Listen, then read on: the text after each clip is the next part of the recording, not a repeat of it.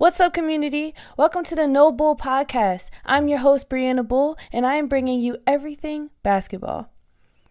Welcome. Breaking news we have today. I was shocked. I was on my way home this morning from wherever I was coming from, and I was like, what am I going to stream about today? Obviously, we were going to maybe talk a little bit about Game 7. Not too much. But I was like, I really don't know what to stream. And then right as I thought about what am I going to talk about today, I get a notification. Breaking news. Kevin Durant traded to the Houston Rockets.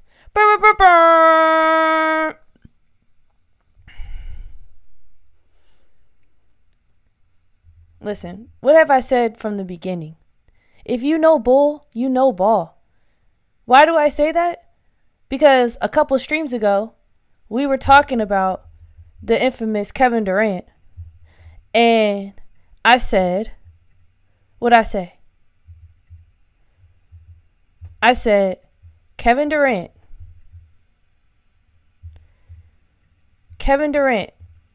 to either the Spurs, the Rockets, or the Heat. And I said, looking at all of the teams, I think he's going to end up in Texas.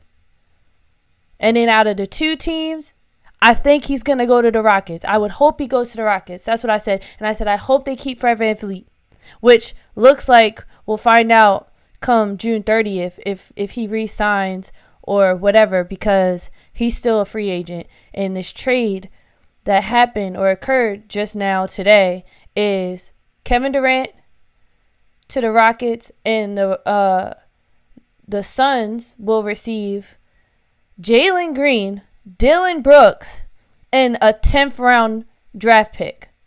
I'm like, wow. We were talking about the value of Kevin Durant. Wait a minute.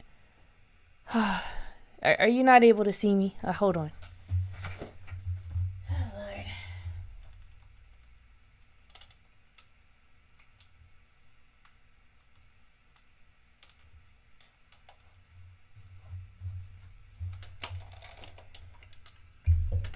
Oh gosh. Today is one of those days, chat. Today is one of those days where I'm like, it just seems like the odds are stacked against me almost. That's what today is. I've had to, oh wow. Okay. I've had to it just doesn't seem like anything is working today. And I was talking and I didn't even realize. Goodness. Anyway, back on track.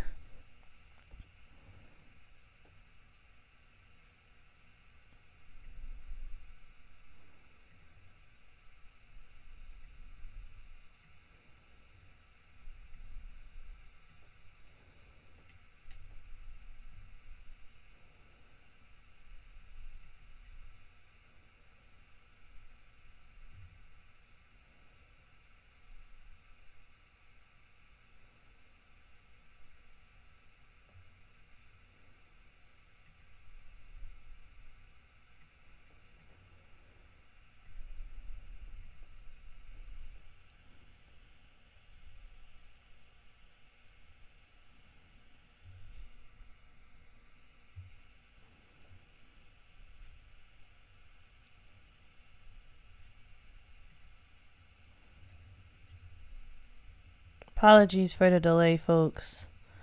I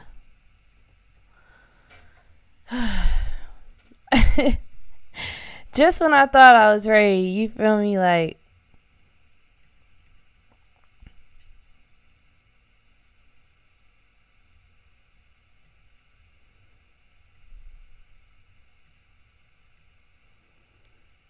there's a way that I can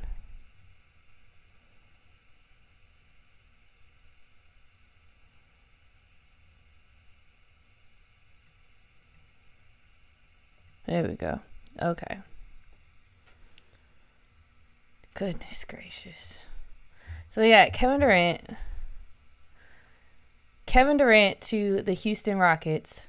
We were having a conversation about, in the previous podcast, where was he going to land, and I wanted it to be with the Houston Rockets based on their roster and the team and just Kevin Durant's play style. I think he would be a great fit. I think he would have been a great fit on the Heat and the Spurs, just alike. But him going to the Rockets is huge, it's exciting, and with a team like that, and we're about to go over the roster and things like that, with a team like the Rockets, and then they're losing Dillon Brooks and they're losing Jalen Green.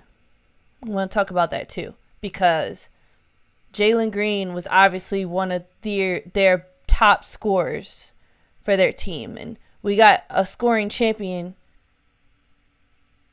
that will be replacing that.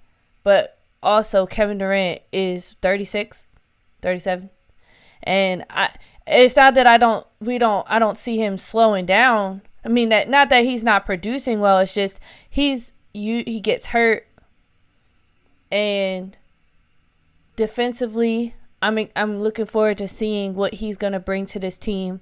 And then the Houston Rockets lost Dillon Brooks. So they lost a young, energetic Jalen Green, and they lost an aggressive defensive presence of Dillon Brooks. And we're going to have to see other guys like Jabari Smith Jr. Who else do they have? And we'll look at their roster. Actually, let's get that pulled up now. But before we pull up the roster, I wanted to show you Kevin Durant. I found this reaction video. Apparently, he's like doing a what is it called? He's somewhere doing like an interview or whatever. He's doing an event, and someone has his reaction to people finding out about his trade, and like it's just, let's watch it. And this is the first time I'm seeing it as well. Okay, where is it? I had it. Oh, man. Here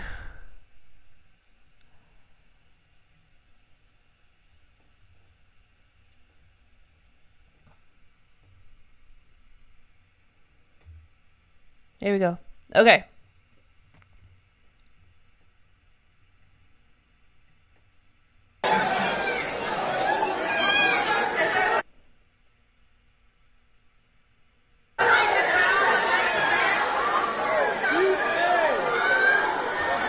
It's a little blurry.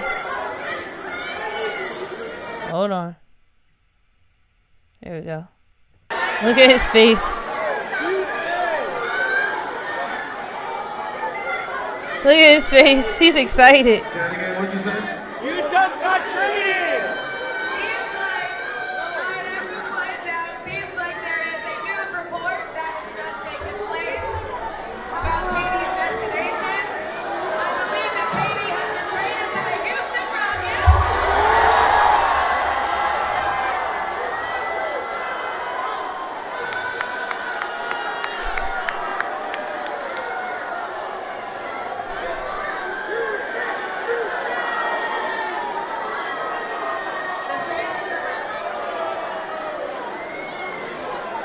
Everyone here at Fanatics Fest is getting an instant reaction. You're headed to Houston.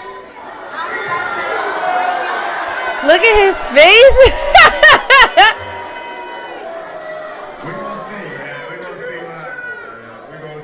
We're gonna see what happens, man. We're gonna see. We're gonna see what happens, man. We're gonna see. Look at his face.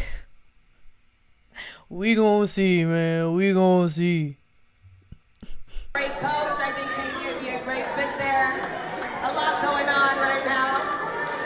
I'm asking 2 more questions to let you sort out what's happening. All right, we're gonna close this out. with Katie 2 more. looked burnt. Tell me the song you always have to play on game day.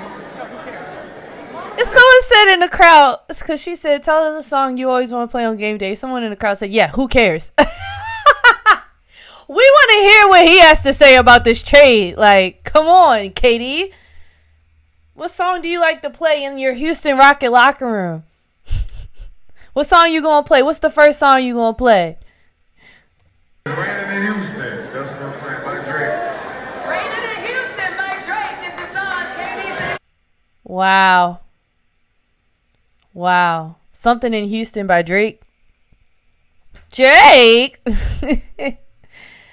But nah, that's what's up. That's what's up. I actually just spent time in Houston in April, and I really enjoyed the city. Great food. Like, if you like KD, if you like Mexican food, they have plenty of it. Like, every other restaurant was Mexican. Like, it's a lot of Mexican food there. But the weather was nice. Texas is pretty overall. There's certain areas. But I thoroughly enjoyed the Houston scene. And I'm sure, like, KD has some say in where he wanted to go. Specifically, I mean, who wouldn't want to go to Miami? But that town almost seems like it's not somewhere you want to live, but somewhere that you just want to, like, visit for a while. That's not really a town. I would love to live in Miami just because I'm from Baltimore, Maryland, and I would love to live anywhere else but here.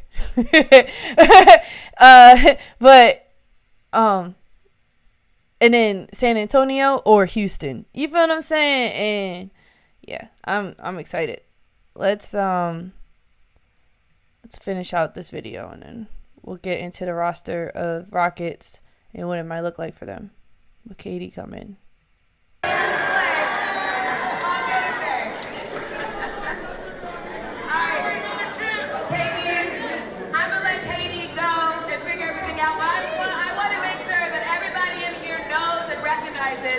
That when you are watching KD, you are watching greatness in the flesh right now, and we should all appreciate it.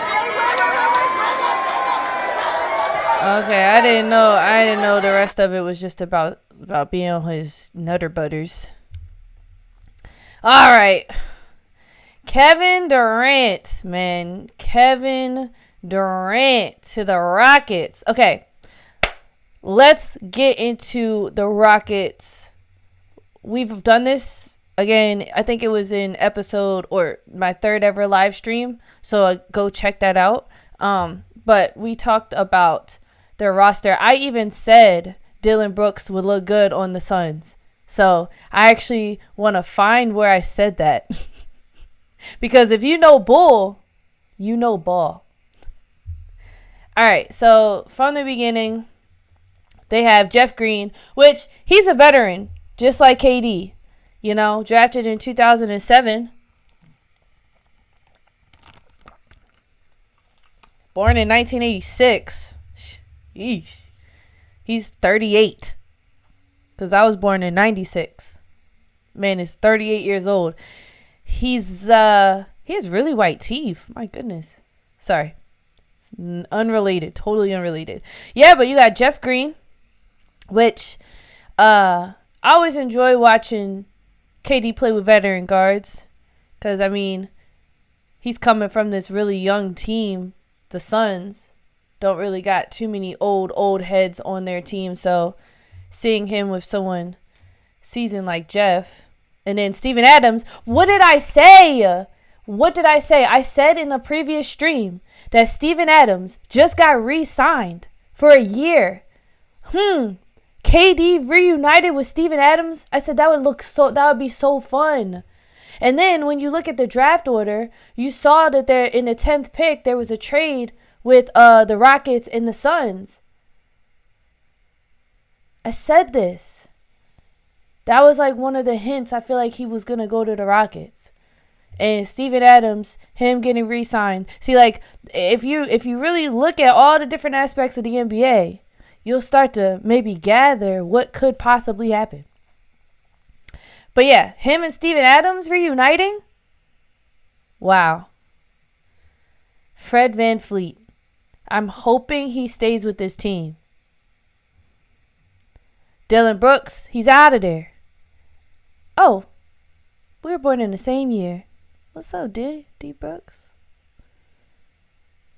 We born in the same year, bro. That's kind of cool. Anyway, we got Dylan Brooks out of there, so they're losing a defensive guy. He averaged 14 points, 3.7 rebounds, 1.7 assists.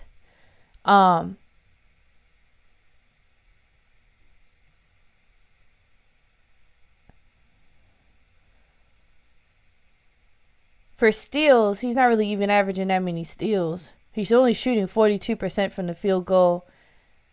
Averages at least one turnover a game. But he averages 3.2 fouls. I'm pretty sure the Rockets are not going to miss that.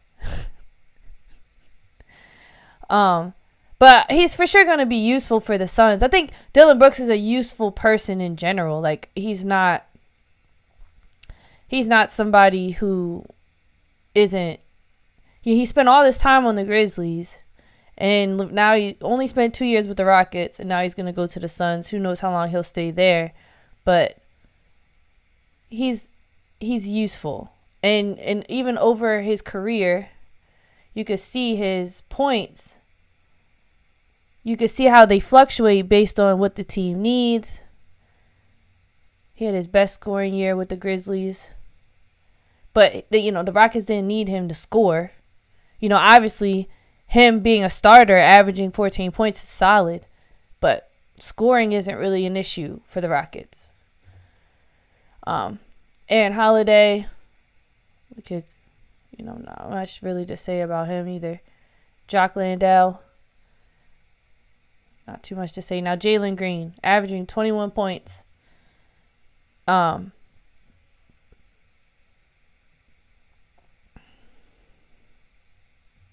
He spent his entire career with the Rockets and averaging 21 points, 4.6 rebounds, and 3.4 assists.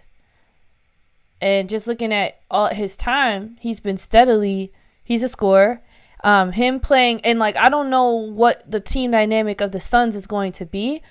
With all these trades happening and stuff like that coming up here, the trades don't stop. The blockbuster madness does not stop. But him with Devin Booker, that could be a backcourt dynamic duo force to be reckoned with. For sure. And since Devin Booker has been the Phoenix Suns' leading scorer, and then KD comes, and just to watch how he is able to share the ball with someone else who is just as capable of scoring as him was fun to watch. Because I think Devin Booker did a great job of sharing the ball and not being so dominant with his scoring. I don't think he's ever been that type of player that has an issue with sharing the scoring. So Jalen Green is out of there. I wonder how he feels about that. Don't care. Alperen Sengun averaging a double-double, bro. I am so excited to see KD get to play with Alperen and what that's going to look like. It's going to be so scary having him in the paint and having KD out on the wing. Fred VanVleet as their point guard, maybe, hopefully. Scary, scary stuff. And then we have a Men Thompson. We didn't even get to him yet. Oh, my gosh. I'm scared for the West. Jump scare. I think he spent his entire career with the Rockets, too. Seeing him with a new teammate, losing Jalen and Dylan. I'm curious to see, how this team is going to hold up. Because continuity, we said before, is important. So, this is where the politics of the game come in.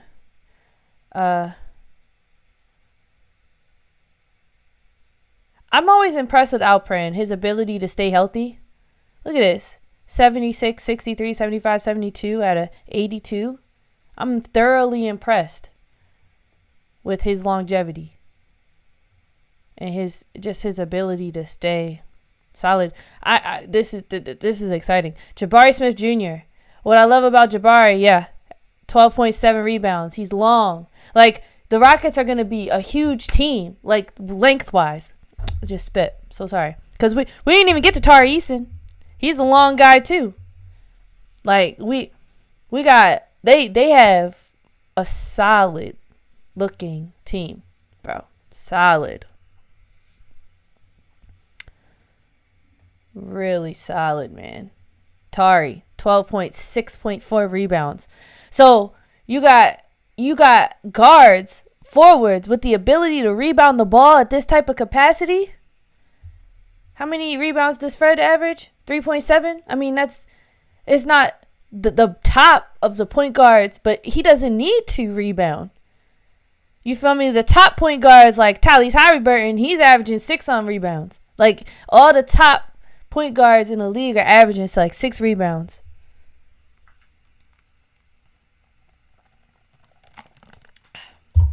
It's hot. Heat advisory outside. I mean, it feels good in here, but I even like David Roddy and what he brought to the team.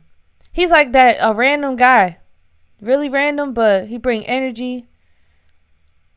Don't really care. Men Thompson, 14.1 points, 8.2 rebounds. This is obviously a great rebounding team. KD is not going to have to do as much as what he needed to do in Phoenix. He's going to be surrounded by guys that are going to do a lot of different things that's going to free KD up and allow him to be able to score and do what he needs to do. Cam Whitmore, very underwhelming.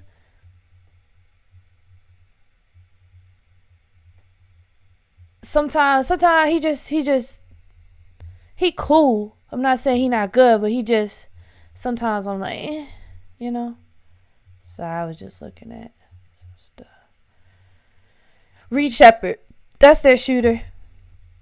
Every team need a white guy that can shoot, man. And then another random guy. Yeah, I'm excited. I'm so excited about this trade. I cannot wait to watch the Rockets play. I think they finished were they number 5 in the West this year?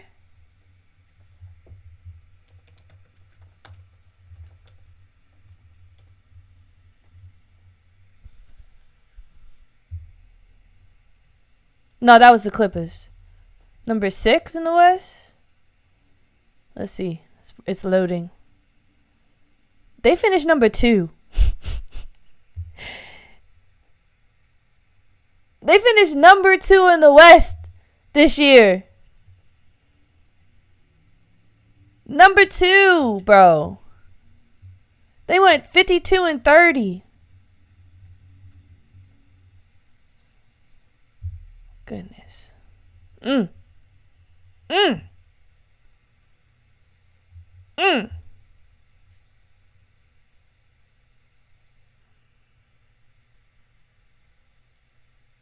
I'm really excited. Like, this is exciting stuff.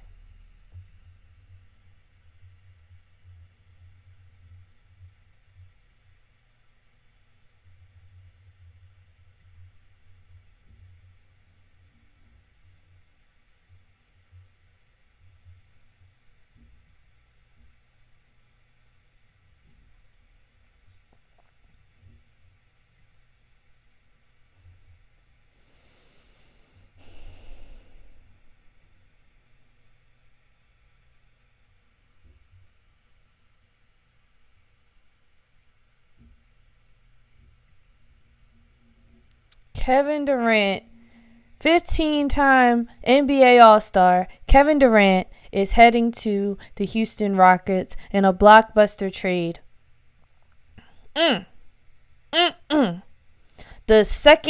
finished second overall in the NBA 2024-25 season. The Rockets are trading Jalen Green and Dillon Brooks and the 10th round pick of the 2025 NBA draft. If you know bull, you know ball. So, now let's switch gears. We are going to go here. Let's switch gears And we are going to talk about Game 7 of the NBA Finals. Let's do a reaction video of the finals preview and who will be the MVP, Siakam over Haliburton, if the Pacers win. And then we could talk about who could possibly be the MVP if OKC wins. And let's get it.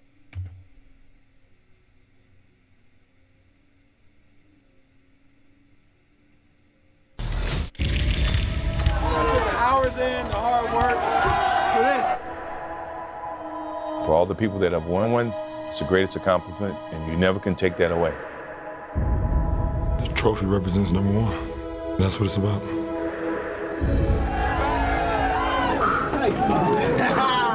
That's it, Coach. It's still a dream right now. It looks so much better in person, too. Oh, man. The Larry O'Brien Trophy is what the Pacers and Thunder are chasing tonight on ABC. Winning the title will put a bow on an incredible season for Shai Gilgeous-Alexander. SGA looking to become... What's on the line for SGA? So players to win MVP, scoring title, and NBA title in the same season. Shaquille, Michael Jordan did it 4 times. And then Lou Alcindor in 1971. And, SGA seems like he's like a humble guy. Like when he talks about, he always seems like he's cool, calm, and collected too. I don't really know the Canadian culture. I remember when I went to Jamaica for my birthday, and there was a guy on the resort that I played pool with, and he was from Canada. And I was like, oh, really nice to meet you. I was like excited to meet him because I really want to visit Canada, and I wanted to just see what a Canadian person was like in person. And they're not too different from American, but there was some slight differences. He was also younger too, so that generation, y'all are different. But long story short, I said all that to say about SGA is like, I'm pretty sure this would be cool for him, but I don't think he cares to do it. I don't really think or even if he does, he doesn't show it. He'll probably be like, oh, I didn't even know that was a thing. It's like, nah, he probably does. Who knows? You could tell he loves basketball. You could tell he thoroughly loves the game. It's not just about everything else that comes with it. It's like he really does enjoy playing basketball and what the game has to offer him. So the first player since Shaq in 2000 to win the scoring title, the regular season MVP, and the NBA title in the same season. Speaking of putting a bow on the NBA season, I mean, what a way to do it. We're hours away from either the Thunder or Pacers being crowned the NBA champions. Our NBA analyst Quentin Richardson joins us, and Anscape's David Dennis Jr. joins us now. Q, we're going to start with you. You were looking for an aggressive SGA after having... I feel like guys who wear J's, what is he, like a size 18? Bro, look at Dennis' feet, bro.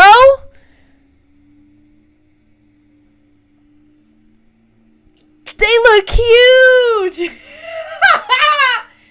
What is that, a size 18? God darn. I'm just saying. Sheesh. But guys who wear J's with a suit with that big of feet looks kind of funny looking. I'm not feeling it. I'm not gonna lie, I'm not feeling that. He made that was a conscious decision that he made this morning. 8 turnovers in Game 6. How can he get after that Pacers defense early? Man, Shai is one of the best guys at collecting himself after a game and a bad game and going and reevaluating the film and coming back and correcting his mistakes. So I expect him to come out extremely aggressive tonight because his team needs it. But I also expect him to take his time and not do things like to this, turn the trying ball split over double that team much. having all of those turnovers. I expect him to be timely and patient out of double teams because they did a great job of hitting him on doubles like you're seeing here.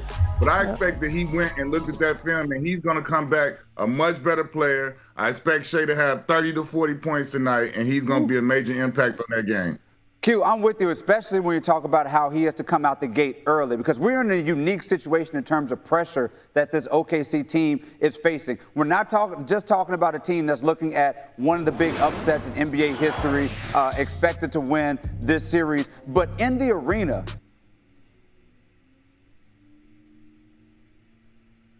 This was a conversation that I was having with someone regarding the Kings and how it just doesn't matter if you finish first in the regular season. You can get knocked out in the first round. Typically, that's just the nature of it. It doesn't matter. And 2 seasons ago, OKC finished first in the regular season last season, and this season they finished first again. And now they've actually managed to make it all the way to the finals. That says a lot. I think there's more on the line for this OKC team than it is for the Pacers. And because of that, and because they're home, I really do. I said it yesterday. I think OKC is going to win this game. I'm not saying the Pacers aren't going to fight. They're not going to work hard. But the Thunder, they have too much on the line. That crowd is going to be nervous even if the Thunder is up 8-10 points in that fourth quarter, because they know what they've seen from this Pacers team even in game 1. They are coming, and they're not going to let you walk away with a win easily. Those last 2 minutes, they can steal game 7, and everybody in OKC knows that. The Thunder know that. There's going to be some nervousness no matter what happens towards the end of the game. So SGA has to stabilize them and be poised even through that. Because of the clutch shooting you mentioned from game 1, Tyrese Halliburton, he's kind of become the face of this Pacers run. But if you look at the Finals MVP odds, it's SGA 1, Pascal Siakam 2. Q, what do the Pacers need from Siakam on the road to get the win tonight? Listen, Siakam is just as important, if not more important, than Tyrese Halliburton. As you just said, he's been the leading scorer the whole season long. He's been their all-star. He's been their main go-to guy. He's been Mr. Consistency, especially when it comes to I'm sure they're points. looking so to move Green. First and foremost, to be that Bill first has line a of defense. But no, they're going to get 20 to 25 points out of him. Otherwise, it's going to be I was just looking at the chat. We got a comment in the chat. Lorenzo said, I'm sure they're looking to move Green. Bill has an NT clause as well. He gets paid too much to not be started or move somewhere he can start. Bro, I don't like Bradley Beal at all. At all. I call him Bradley Heel. The man stay hurt. And what he did to John Wall, he should have gave John Wall 1 more year. Like, ever since he's left the Wizards, clown to me. But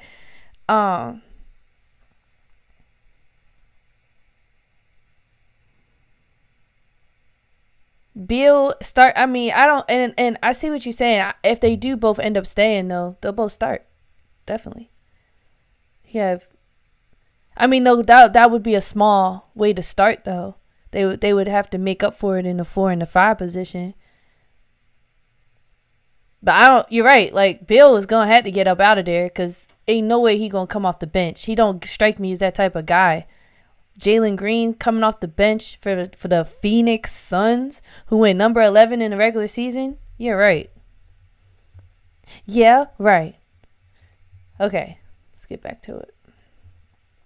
Very long night because Pascal is the champion in that locker room. He's the guy who's been to where they're trying to get. He's won one with Toronto, so they're looking to follow his lead in that category. Mm-hmm. Not only did he win one with Toronto, he closed out that series, Game 6, on the road in Oklahoma and Golden State, 26-10.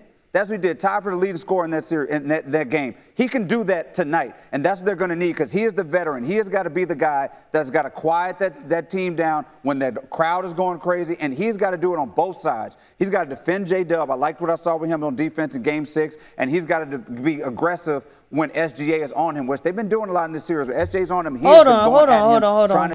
He said he going to have to defend J-Dub. Now, I did see times where when you start seeing the subs coming in, and J-Dub and Pascal was on J-Dub and Miles Turner was on Hartenstein or Chet. I saw that move.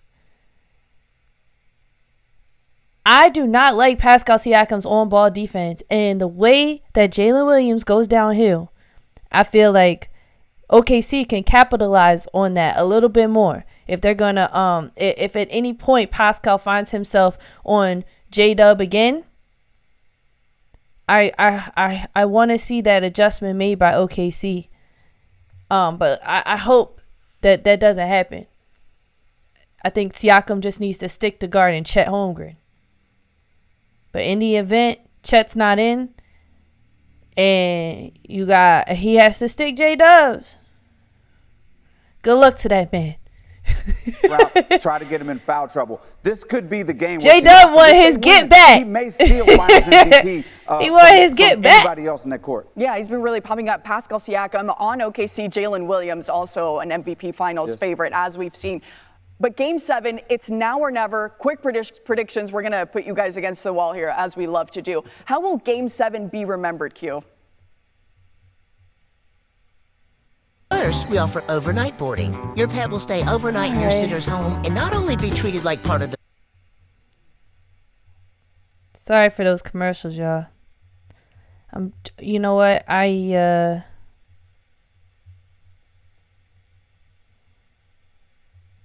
Corrupt me. I'ma get back even in it. Me. Whoa.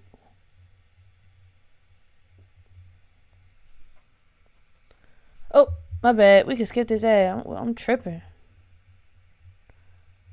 I was doing some other stuff. I got it being remembered like this season will be remembered. Shea Gilgeous-Alexander is the MVP of the season, the scoring leader. I feel like he's going to do the same thing tonight. He's going to go out there and get the OKC Thunder between 30 to 40-plus points and lead them to the win and take home MVP of the finals. 3 words. The year of Shea. All-time classic. We are looking at a classic series where the level of basketball has been so high throughout all of these games. We haven't seen ugly basketball. We've seen high execution. We've seen changes from game to game. We've seen adjustments. We've seen 40-point games. We've seen Siakam take Jalen Williams' soul with an all-time dunk. Take his soul. We've seen some incredible basketball. I think this will be no different. I'm Stole hoping his for soul, one of those bro. last-second games that Indiana has given us all through the playoffs. Absolute classic Game 7. Last time we had a Game 7, it was an all-time classic. Cavs Dubs 2016. We don't David, I know David's in a long Oh, man. But Q, David, stay hydrated. You guys are with us for the duration on SportsCenter as the NBA season is going down to the wire. Time now to state your case for Game 7 tonight. We are joined by Quentin Richardson and Anscape's David Dennis Jr. Full disclosure, 3 of us chatted yesterday. Q picked the Thunder to win Game 7. David, tired, picked the Pacers. So we know your pick. You're going with Indiana. Why will the Pacers win Game 7? So as I keep thinking about what the advantages are in this series, I keep going back to the fact that the biggest advantage that either team has is Rick Carlisle as the coach of the Pacers. Slick Rick. Well,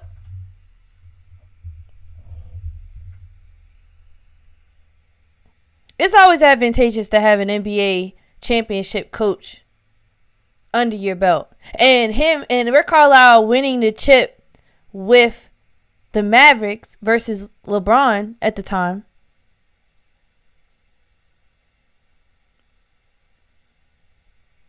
Demonstrates the quality, the level of the type of coach we're working with. So I'm not saying that, and I said this yesterday, I'm not saying that Rick Carlisle is not a better coach than OKC's coach. What I'm saying is, and I'm not saying OKC's coach is better than Rick Carlisle. I think Rick Carlisle is the better coach out of the two. But we can't knock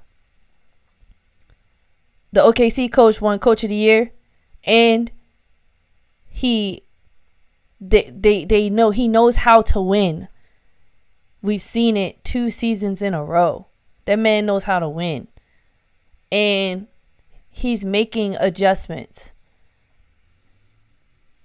You could see them make adjustments. So we cannot sleep on OKC's coaching and their ability to make adjustments, no matter Rick Carlisle in the conversation or not.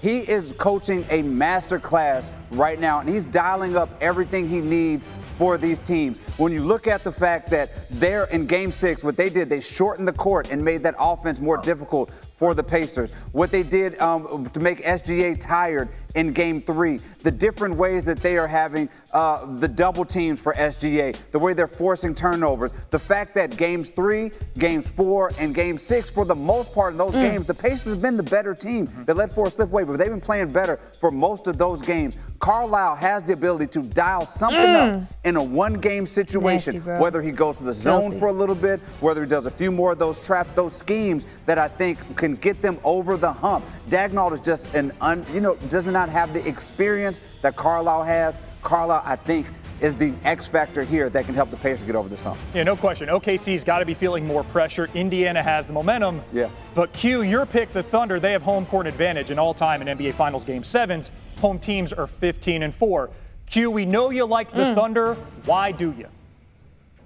Yeah, I can't argue with Double D. I love Tricky Ricky and what he be doing out there in the coaching box, and I know he's going to have something dialed up. But for me, how many nicknames do they have for this man? The players on the court got to win the game, and traditionally all others play well and play better at home than they do on the road, and it's been no different in this series. I expect Chet to be the X factor tonight. Chet, I said that. Caruso, I said that yesterday. Feel like all I know is if you know bull, you know ball. I said that yesterday. I said Chet Holmgren is going to show up, and typically when he shows up, it really makes a difference for the OKC team. And based on his stat trend, he's going to have a great game tonight. SGA gets you 30 to 40 points, and he's the best player on the floor on either team, and he shows why he's the MVP. But I still feel Chet and Caruso at home, that building will be an X factor, and those guys will benefit from it, and they will allow SGA to play more free because they will allow him not to be doubled as much because they will be playing that much better at home. That home court, it will be an X factor, but they got to come out the gate strong. They got to have 23 to 8 or foot something on like that. necks. Because if you're in that fourth quarter and you're only up by 8 points or so, this is something that we're not used to with the number one seed and the team with that home court advantage. The Pacers can sneak on you. I was in that building in Game 1. I saw them steal that game. That nervousness that is in that crowd of the Pacers there, that is going to infect everybody. And you don't want to give Halliburton a sliver of hope to steal another game, especially a game like this. I'm going off script here. I want both of your thoughts on this. Q, start with you. We would not want the referees to decide this game, right? If they swallow the whistle, who does that favor? Favors the Pacers. If we're being honest, before he says who he thinks, I think if the refs swallow the whistle tonight, it's going to favor the Pacers. Because SGA gets a lot of his points on the free throw line. We like both teams are fast-paced teams. So stopping for fouls really wouldn't be it, but we need Neesmith to maintain his confidence in guarding. Nembhard too. We can't have those guys in foul trouble because even though they have the depth, they don't have the defensive depth to sustain the caliber of scoring the OKC has. So I think it would favor the Pacers more, especially with Miles Fowler fouling Miles Turner. OKC at home. I think at home they're going to be more aggressive. They're going to be the initiator. They're going to start everything. I got Indiana with the upset. Okay, Del Mundo. I feel like with them having that crowd at home, low-key want Pacers to crazy way they're going to be going. That's going to empower them.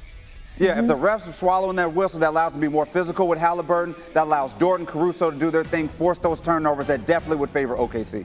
Game 7 tonight. Our coverage starts with NBA Countdown 6. Everybody's excited. Stick with We're all excited. Of the night. NBA history. Whatever happens. Thank you.